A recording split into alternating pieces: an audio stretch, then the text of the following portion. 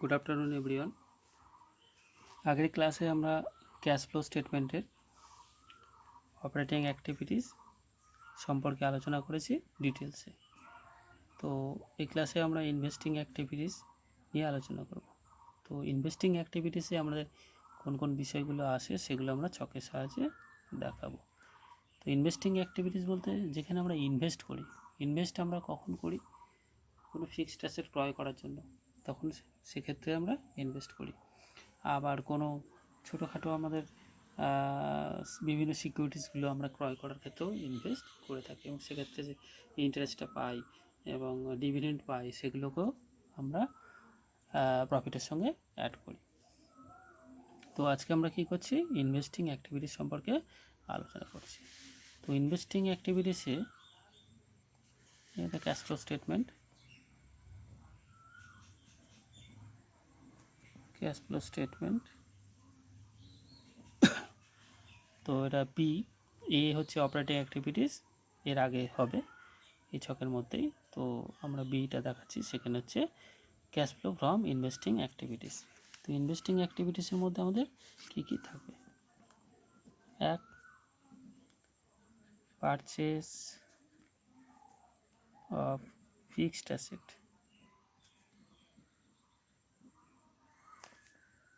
Purchase of fixed asset, আমরা যদি কোনো ফিক্সড অ্যাসেট পারচেস করি তাহলে আমাদের কী হয়? ক্যাশ চলে যায়। তাই জন্য আমাদের যে অ্যামাউন্টটা থাকবে সেটা লেস করতে হবে, এগুলো সব ব্যালেন্স শিটে দেওয়া থাকবে। তো আগে আমরা অপারেটিং প্রফিটে কিন্তু ইনক্রিজ ডিক্রিজ কিন্তু কারেন্ট অ্যাসেটের করেছিলাম, এটা কিন্তু ভুললে চলবে না। আর ইনভেস্টিং অ্যাক্টিভিটিসের ক্ষেত্রে কিন্তু আমাদের এখানে ফিক্সড অ্যাসেট দিয়ে কারবার। দেন সেল অফ ফিক্সড অ্যাসেট, যদি আমরা কোনো অ্যাসেট সেল করি তাহলে কী হয়? অর্থ আমাদের আসে প্লাস। তারপর ডিভিডেন্ড রিসিভ। ডিভিডেন্ড কখন পাই আমরা? কোথাও ইনভেস্ট করলে। তো আমাদের প্রতিষ্ঠান যদি কোনো জায়গায় ইনভেস্ট করে তো সেক্ষেত্রে তারা ডিভিডেন্ড পেতে পারে, সেই ডিভিডেন্ডটা কী হবে? প্লাস হবে।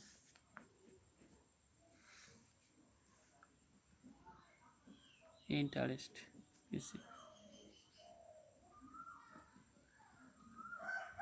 তো কোনো প্রতিষ্ঠান যদি ইন্টারেস্টের বিনিময়ে কোথাও ইনভেস্ট করে তো সেক্ষেত্রে ইন্টারেস্টে কী হয়? আমাদের আসে, তাই জন্য সেটা কী হবে? অ্যাড হবে।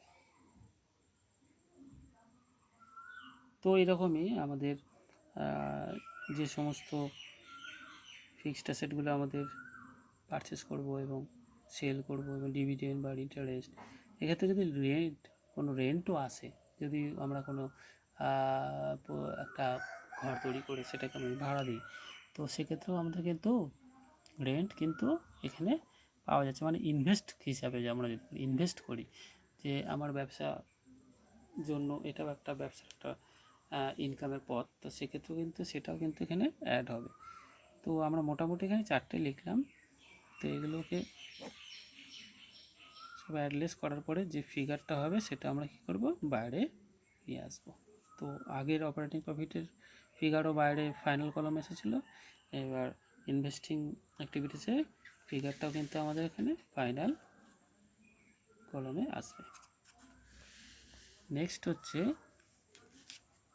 C, cash flow from financing activities.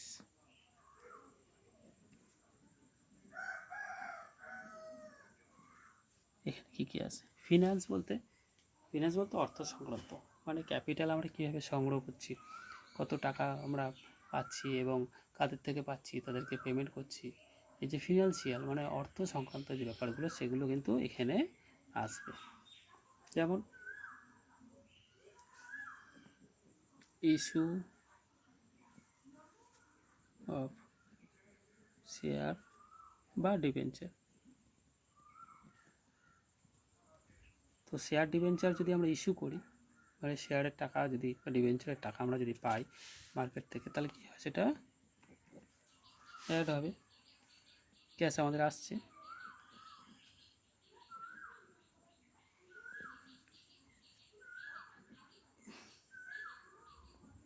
Redemption of preference share. Redemption মানে শেয়ারের টাকা কি চুকিয়ে দেওয়া, এটাকে রিডেমশন আমরা বলি।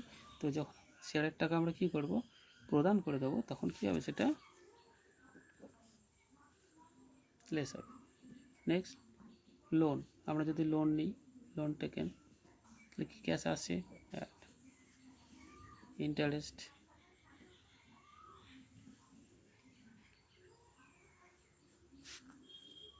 On loan. তো ইন্টারেস্ট, লোনের টাকা যখন আমি প্রদান করব, নেবো, তখন কী হবে, তার জন্য ইন্টারেস্টও কি আমাদের দিতে হবে, সেটা কী হবে, প্লেস শেয়ার হোল্ডারদের ডিভিডেন্ডের অংশীদার, তাদেরকে কি সেটা দিতে হবে, এটাও প্লেস করবে।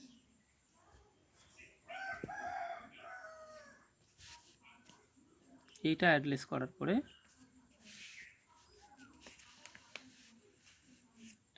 করার পরে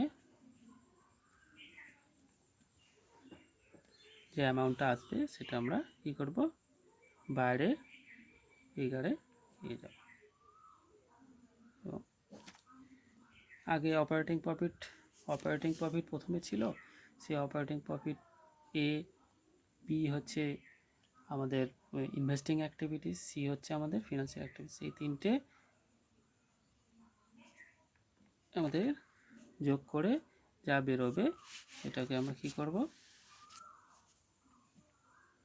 ফাইনাল ফিগারে যোগ বিয়োগটা বসাবো। তো এটাকে আমরা কি বলবো, এটাকে আমরা বলবো হচ্ছে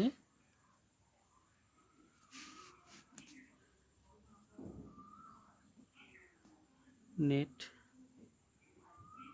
balance in cash and cash equivalent, মানে নেট ব্যালেন্স, টোটাল ক্যাশের মোট ব্যালেন্সটা এটা। তো আমাদের ব্যালেন্স শিটে ক্যাশের যে ব্যালেন্সটা দেওয়া থাকবে, সেই ব্যালেন্সটা কিন্তু কোনো ক্ষেত্রে আমাদের ব্যবহার হচ্ছে না, ব্যবহার করব না। তো এই যে ব্যালেন্সটা বেরোবে, এই ব্যালেন্সটা সঙ্গে আমরা কি করব, ব্যালেন্স শিটে যে 2 বছরের ব্যালেন্স দেওয়া থাকবে, ধরা যাক 2015-16, তো 2015 টাকা ওপেনিং এবং 16 টাকা ক্লোজিং, তো এর সঙ্গে আমরা অ্যাড করব ওপেনিং ক্যাশ ব্যালেন্স।